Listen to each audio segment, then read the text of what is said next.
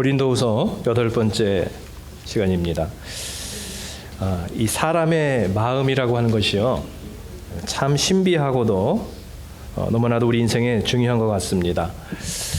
그래서 구약 성경에서는 하나님께서 우리 마음을 참 너무나도 많은 말씀에서 표현을 하고 있는데, 자, 우리의 신앙은 영적인 것이지만 마음이라고 하는 그 그릇에다가 우리의 믿음을 담기 때문에 신자들에게 있어서 영성도 중요하지만 그 영성을 담는 그릇인 이 마음이 참 중요하다는 것을 생각하게 됩니다. 자, 그래서 기도도 많이 하고 영성은 뛰어나고 은사도 있는 것 같은데 마음이 잘 다듬어지지 않고 마음이 이렇게 깨끗하지 않을 때 많은 부작용이 생기는 경우를 볼 수도 있습니다. 자, 그러다 보니까 우리들의 삶 속에서 이 마음에 대한 표현들도 굉장히 많죠. 그만큼 중요하다는 것이죠. 그래서 마음심, 한자로 마음심자를 써서 많은 마음들을 표현하는 것을 볼 수가 있습니다. 결심, 관심, 근심, 야심, 무심, 민심, 변심, 본심, 사심, 선심, 소심, 안심, 양심, 앙심, 욕심, 의심, 농심, 동심, 명심, 노파심, 자존심, 경쟁심, 이심전심, 견물생심, 자격지심, 안심, 등심, 떡심, 점심. 네. 아재 개그가 조금 먹히네요. 네. 자, 이렇게 우리의 마음이 다양하다는 것, 그리고 마음이 이렇게 상당히 중요하다는 것을 말씀하고 있습니다. 자, 그래서 우리 신앙심을 갖는 데 있어서도 마음이 뭔가 삐뚤어져 있으면 그 신앙을, 믿음을 바로 담기가 참 어렵다라고 하는 것입니다. 특히 우리의 신앙심을 방해하는 대표적인 세 가지 마음을 우리 복음서에서 보게 되는데요. 예수님이 십자가를 지고 부활하시고 나서 제자들이 신앙에서 상당히 혼돈을 겪고 그 믿음에서 성공하지 못하는, 성령이 내리시기까지 그들이 믿지 아니하였더라, 이렇게 믿음에서 실패하는 모습을 보게 되는데, 대표적인 그들이 가지고 있던 장애물, 마음의 어떤 문제점들이 있습니다. 그것은 낙심, 의심, 욕심, 이런 것들입니다. 한번 따라서 해보시겠습니다. 낙심, 의심, 욕심, 대표적인 겁니다. 그런 것들이 우리 마음에 있으면요, 믿음이 자라지를 못하는 거죠. 엠마오로 가던 제자들은 낙심을 하고 있었습니다. 그러다 보니 예수님의 동행을 깨닫지를 못합니다. 예수님이 바로 옆에 계신데도 예수님이 계신 줄을 모르는 그런 믿음에서 실패하는 모습. 갈릴리의 제자들은 의심했기 때문에, 도마라든지 이런 제자들 의심했기 때문에 예수님의 손가락을 만져보면서도 그걸 믿지 못하는 이런 모습입니다. 구약성경에서 발람 선지자는 선지자로서 일반 사람들보다도 더 하나님을 잘 볼 수 있어야 되는 사람임에도 불구하고 욕심이 한번 들어오니까 눈이 확 가리워지는 거죠. 욕심이나 편견, 이런 것들이 한번 들어오면 정확한 판단력을 잃어버리게 됩니다. 그래서 결국 자기를 심판하러 바로 앞에 서 있는 그 사자, 하나님의 심판의 천사가 칼을 들고 자기를 치려고 하는 것도 보지를 못하고 그 길을 가려고 합니다. 한낱 미물인 당나귀 눈에도 보이는데 그것도 보지 못하는 이런 어리석고 미련한 발람 선지자의 모습, 욕심 때문에 그렇게 된 겁니다. 자, 그래서 오늘은 우리의 믿음을 방해하는 것 중에 하나가 이 낙심이기 때문에 오늘 낙심이라는 그 주제를 한번 생각해 보겠습니다. 오늘 헬라어 본문으로 낙심을 찾아보면 그 단어가 에카케오라고 하는 단어인데요. 원어 사전을 통해서 그 의미를 좀 추적을 해보니까는 어떤 사전에서는 그것을 영어로 spiritless라고 이렇게 번역을 하고 있습니다. spiritless. 한마디로 영혼이 빠져나갔다는 거죠. 먼 여행을 떠났다. 네, 그런 거죠. 그런 뜻이 어원이 있습니다. 우리말 표현 속에서도 사람이 큰 일을 당하면 넋이 나갔다, 이런 표현을 쓰잖아요. 너무너무 갑자기 큰일을 당해서 가봤더니 사람이 넋이 빠졌더라고, 넋이 나갔더라고, 그런 표현도 일맥상통하는 모습입니다. 자, 그만큼 아무리 상황이 어려워도 정신을 차려야 되고요, 자기 마음을 잘 붙들 수 있어야지 되는 거죠. 자, 그래서 우리의 신앙에서도 삶에서도 마음이 굉장히 중요하기 때문에, 그래서 잠언 4장 23절에는 이런 말씀을 하고 있습니다. 한번 보시면 그 무엇보다도 너는 내 마음을 지켜라. 그 마음이 바로 생명의 근원이기 때문이다. 네. 자, 오늘 우리들이 마음을 잘 지켜야 되는데 그 중에서도 우리를 낙심하게 만드는 그런 마음으로부터 여러분 마음을 잘 지키시기를 바랍니다. 자, 어떻게 하면 낙심하지 않고 낙심을 극복하며 살아갈 수 있을까? 혹시 여러분 가운데 오늘 뭔가 좀 낙심함 가운데 그런 계신 분이 혹시 이 자리에 계십니까? 자, 한번 어떻게 낙심을 극복하는지 세 가지 말씀을 생각해 보시기를 바랍니다. 첫째는 우리가 흔히 낙심하는 이유는요, 보이는 것을 너무 과신하기 때문에 그렇습니다. 보이는 것 때문에 환경을 바라보다 보니까 우리가 낙심하게 됩니다. 자, 18절 말씀을 한번 보시면 우리가 주목하는 것은 보이는 것이 아니요 보이지 않는 것이니 보이는 것은 잠깐이요 보이지 않는 것은 영원함이라 그랬는데, 아무리 믿음이 있어도 우리가 살다가 보면 이 삶에서 벌어지는 환경을 보고 상황을 봅니다. 그러면 그거를 보면서 낙심을 하게 되는 거죠. 우리들이 살아가고 있는 이 환경은요, 우리를 낙심시킬 그런 일들 투성입니다. 그래서 그것을 바라보면 우리는 그 풍랑을 바라보다가 물에 빠졌던 제자들처럼 우리는 거기에 근심과 낙심 가운데 푹 빠져버릴 수밖에 없다는 것입니다.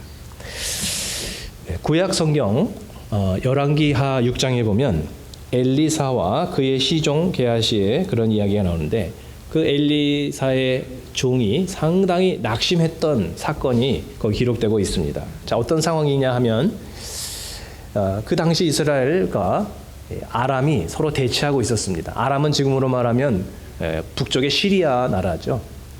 자, 그런데 그 아람 왕이 이제 이스라엘을 전쟁을 하려고 아주 비밀 회의를 합니다. 측근들만 모아놓고 굉장히 아주 비밀스럽게 철저하게 보안을 지키면서 회의를 해서 우리가 어떻게 군사작전을 하자 이렇게 딱 의논하고 나가면 벌써 적군이 다 알고 있는 거예요. 그래서 실패하는 겁니다. 그래가지고 다음에 해는 또 그런 겁니다. 우연이 아니다.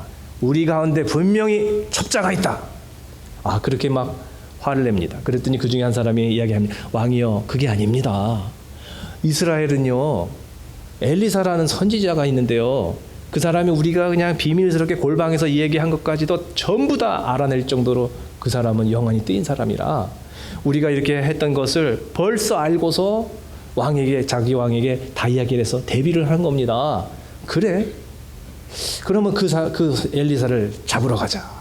한 사람을 잡으려고 엄청난 군사를 일으켜 군사작전을 합니다. 오사마 빈라덴 하나를 잡기 위해서 네이비 세일이 투입이 돼서 그 잡은 것처럼 말이죠. 그래가지고서는 이제 그 엘리사가 있는 성을 완전 봉쇄하고 포위를 했습니다. 엄청난 수의 대군을 보낸 겁니다. 자, 그 상황에서 보니까는 완전히 이제 포위를 당한 거죠. 그 종이 봤을 때 이제 죽었다. 요즘은 전쟁을 해서 뭐 패전을 해도 뭐 조인식을 해가지고 서류 작성하면 끝이지만 그 당시는 그게 아니죠. 전쟁을 해서 지면 다 죽는 겁니다. 남자는 싸그리 다 죽여버립니다. 그러니까 우린 다 죽었다라고 하는 낙심 가운데 그가 빠지게 됩니다. 자, 그 상황 속에서 이제 엘리사와 종이 나눈 대화가 오늘 이 본문인데요. 한번 읽어보겠습니다. 시작. 왕이 이에 말과 병거와 많은 군사를 보내매 그들이 밤에 가서 그 성읍을 에워쌌더라. 하나님의 사람의 사환이 일찍 일어나서 나가보니 군사와 말과 병거가 성읍을 에워쌌는지라. 그의 사환이 엘리사에게 말하되 아, 내 주여, 우리가 어찌하리이까 하니 대답하되 두려워하지 말라. 우리와 함께한 자가 그들과 함께한 자보다 많으니라 하고 기도하여 이르되 여호와여, 원하건대 그의 눈을 열어서 보게 하옵소서 하니 여호와께서 그 청년의 눈을 여심해 그가 보니 불말과 불병거가 산에 가득하여 엘리사를 둘렀더라. 아멘. 엘리사와 그 종의 차이가 뭡니까? 엘리사는 영안의 눈을 뜨고서 이렇게 영적 눈을 뜨고서 바라봤지만 그 종은 육신의 눈을 뜨고서 환경과 상황만 바라본 것입니다. 그러니까 이 사람은 실망하고 낙심했고 이 사람은 용기를 얻은 것입니다. 자, 이것을 보면서 야, 우리들의 삶에도 이렇게 엘리사처럼 영적인 눈이 뜨여지면 얼마나 신날까, 재밌을까, 그런 생각을 해봅니다. 우리의 삶에도 우리를 낙심시키는 일들, 절망적인 일들 투성인데 그런데 영적으로 눈을 탁 떠보니까 그게 아닌 거예요. 하나님이 다 계획 있으신 거 그게 보이고, 그리고 정말 우리 혼자서 정말 이렇게 어려운 싸움을 한다고 생각했는데 그게 아니라 천군 천사를 하나님 보내가지고 다 우리를 그냥 보호해주고 지켜주시고 길을 열어놓고 계시고, 그런 게 눈에 보이면 얼마나 좋을까요? 네, 근데 매번 그렇게 보이지는 않겠죠. 자, 오늘 우리들이 육신의 눈을 너무 의지하면 안 됩니다. 우리가 보지 못하는 영적인 부분에서 하나님께서 일하고 계시다라고 하는 이 사실을 우리가 모르기 때문에 우리가 낙심하고 있다는 것입니다. 여러분, 살아가면서 착각이 얼마나 많을까요? 착시가 얼마나 많을까요? 일본의 그 착시 전문가가 있어요. 그 과학자가 3D 입체 모형을 만들어 놓고 이렇게, 그 한번 그런 여러분 동영상을 찾아보시면 나올 텐데요. 분명히 우리가 이쪽에서 볼 때는 조그만 집이고 이렇게 지붕이 있어요. 구슬을 떨어뜨리면 당연히 탁 떨어지겠죠. 근데 구슬을 떨어뜨렸더니 그 구슬이 떨어진 게 아니라 지붕 꼭대기에 이렇게 그냥 머물러 있는 거예요. 참 신기하죠?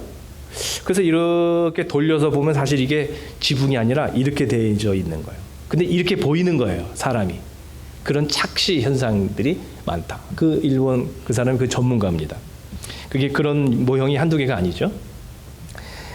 자, 그래서 우리는 눈이 보배라 해가지고 우리가 보는 거를 철석같이 믿고 확신을 하는데요. 사실은 나중에 보면 그게 착시였고 착각이었고 결국 착오 가운데 우리가 빠지는 경우가 많다. 이거를 우리가 인정해야만 합니다. 한번 화면에 보시면요, 대표적인 거 뭐 가장 간단한 거 이런 건데요. 자, 여기 위에 있는 색깔하고 아래에 있는 색깔하고 다르죠? 다르게 보이죠? 어디가 더 진합니까? 위가 진해 보이죠? 그런데 사실은 색깔이 같습니다. 그거를 이제 가운데를 이렇게 한번 더 눌러주시면, 자, 한번 눌러주세요. 다음 화면. 네. 자, 가운데를 가려버리면요, 같다는 걸 알 수가 있습니다. 손가락을 이렇게 한번 해보시면요, 네, 같다는 걸 알 수가 있어요. 네. 자, 너무 빨리 넘겨주셨는데, 어쨌든, 자, 그래서 착시 현상이 상당히 많다는 것입니다. 착시 현상이 상당히 많아서 우리가 볼 때는 이렇다고 100% 믿지만 사실은 그렇지 않은 게 많다라고 하는 거죠. 그래서 이런 말이 있습니다. Seeing isn't believing, believing is seeing. 그래서 우리 눈으로 믿는 걸 다 믿을 수가 없고요. 오히려 믿음의 눈으로 바라볼 때 정말 보지 못하던 것들이 보여지는 그런 경우가 많이 있다는 그런 이야기죠. 여러분, 여러분의 관점, 여러분의 세계관, 여러분의 인생관, 여러분의 심지어 신앙관까지도 100% 확신하세요? 아닙니다.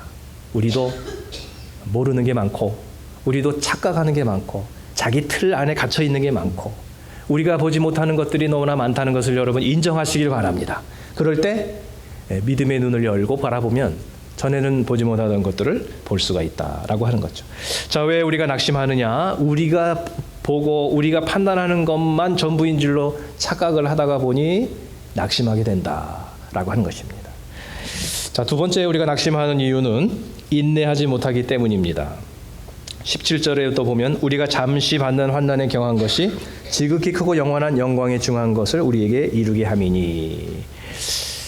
우리의 때를 이렇게 오늘 간증에도 나오지만 내 때에 뭐가 다 이루어져야만 된다, 이런 생각을 가지고 하나님의 때를 기다리지를 못하는 거죠. 그러다 보니 조급해지고, 그러니까 내 방법대로 내가 원하는 계획대로 안 될 때 실망을 하는 거죠. 하나님의 계획을 순종하려고 하면요, 사실 실망하지 않을 때가 많습니다. 안산에 이제 은퇴하신 그 목사님 중에 고훈 목사님이라고 계신데요. 그분이 한때 한번 그런 간증을 했습니다. 자기가 굉장히 오래전 28년 전에 교육전도사 때 신학교를 다닐 때 있었던 이야기입니다. 그때 어느 교회에 교육전도사 청빙한다고 그래가지고 거기 어플라이를 했어요. 그래가지고 그래서 이제 가가지고 이제 서류를 넣고 교육전도사를 이 자리를 이제 얻으려고 청빙 광고를 보고 간 거죠. 그리고 이제 인터뷰를 했습니다. 인터뷰를 하고서 뭐 기면 기다 아니다 이렇게 얘기를 좀 해주면 좋은데, 옛날에는 그냥 집에 가서 기다리시면 전화 드리겠다고. 그러면 뭐예요? 이제 그게 떨어졌다는 얘기인데.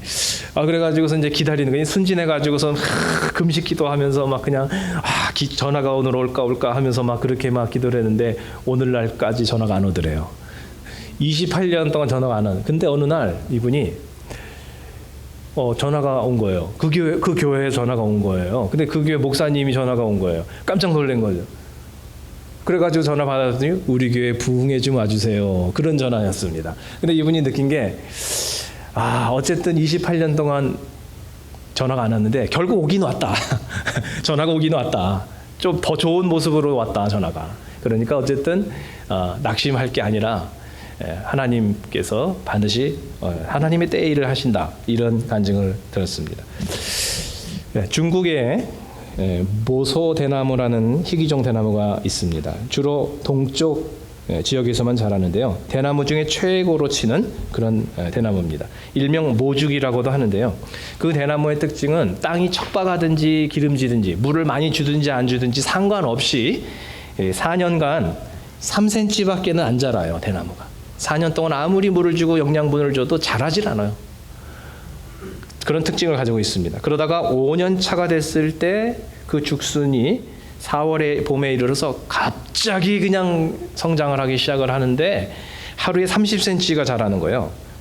아침에 일어나 보면 자라 있고 아침에 일어나 자라 있고 그래가지고요 6주가 지나면 15m가 자랍니다. 6주 만에 15m가 자라. 근데 그러면 4년 동안 뭐 한 거야 얘는?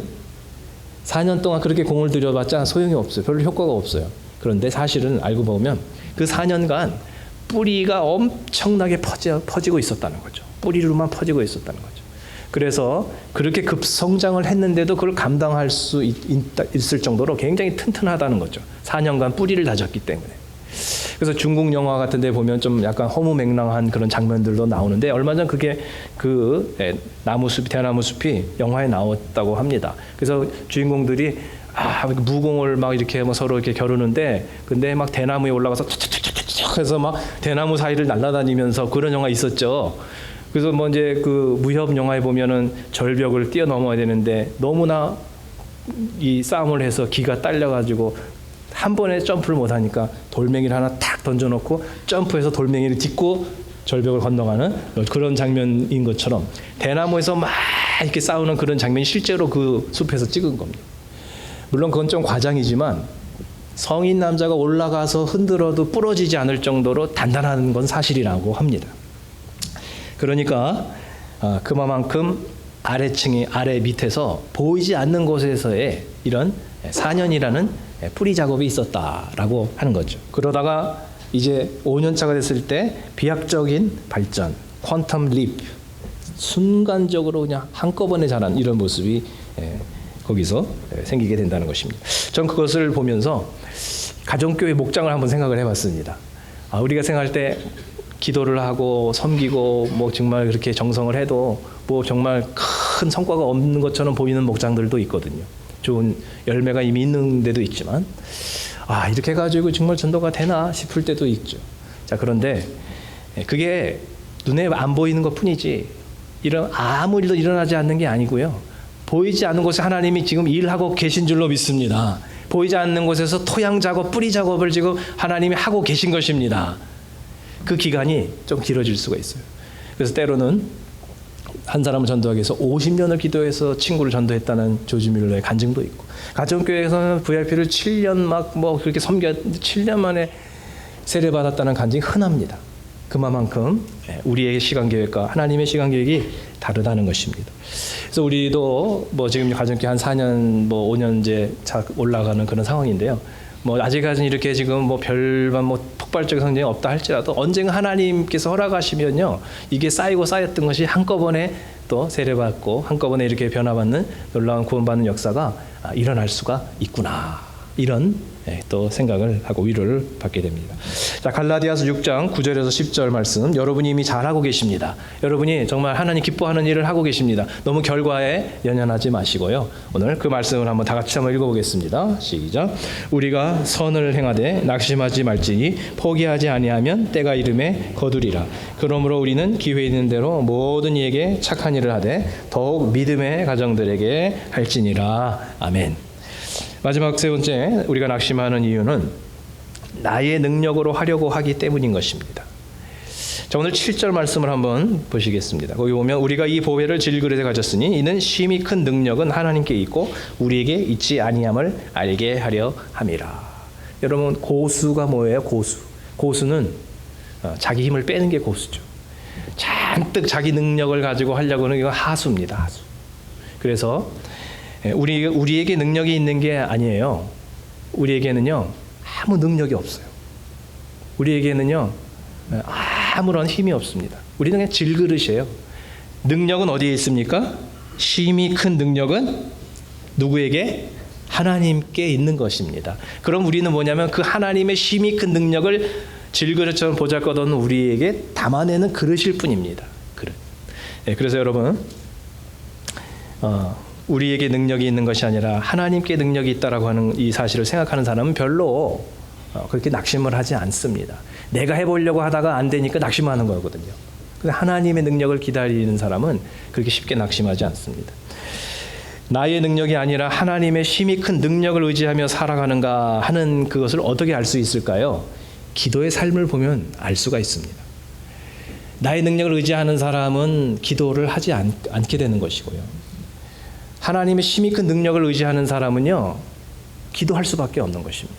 그래서 기도의 삶을 꾸준히 살아가는 사람은 하나님의 심히 큰 능력을 의지하는 신앙과 삶이다라고 하는 증거입니다. 나는 하나님을 의지해요 라고 하는데 실제로 기도하지 않는다면 자기를 의지하고 있는 것입니다. 객관적인 것입니다. 자, 그래서 오늘 우리가 낙심할 것인가 낙심하지 않을 것인가 하는 그 중요한 사실 속에서 기도가 매우 중요하다는 것입니다. 그래서 기도를 꾸준히 하는 사람은요, 어려움을 당하더라도 쉽게 극복을 하더라고요. 기도한다고 해서 어려움 안 당하는 게 아니에요. 다 시험도 옵니다. 근데 기도하는 사람은요 쉽게 극복을 합니다. 플루샷을 맞으신 분들, 폐렴 예방주사 맞으신 분들에게도 이렇게 올 수 있는데 쉽게 지나가는 것처럼 기도하는 사람에게는요 그 어려움이 와도 그를 극복할 수 있는 힘을 하나님이 주십니다. 자, 그래서 누가복음 18장 1절에 예수님이 이렇게 당부하셨습니다. 다 같이 읽어보세요.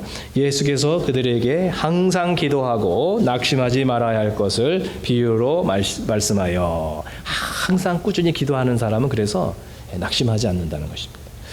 자, 마지막으로 오늘 시편 42편 5절 말씀을 한번 생각해 볼 때, 오늘 성령께서 낙심 가운데 계신 분들이 혹시 이 자리에 계시다면 오늘 나에게 위로해 주시는 성령님의 음성으로 생각하며 우리 한번 시편 42편 5절 다 같이 한번 읽고 마치도록 하겠습니다. 시작.